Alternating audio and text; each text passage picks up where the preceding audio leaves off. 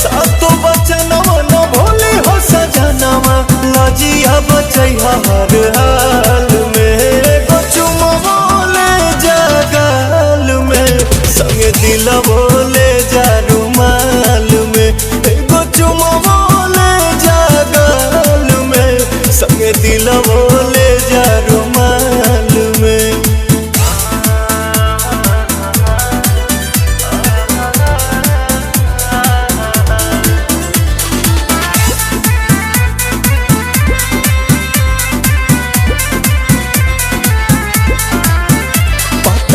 पीछे कदम बवाले बलम जल्दी पड़ बनी हाले के पाले बलम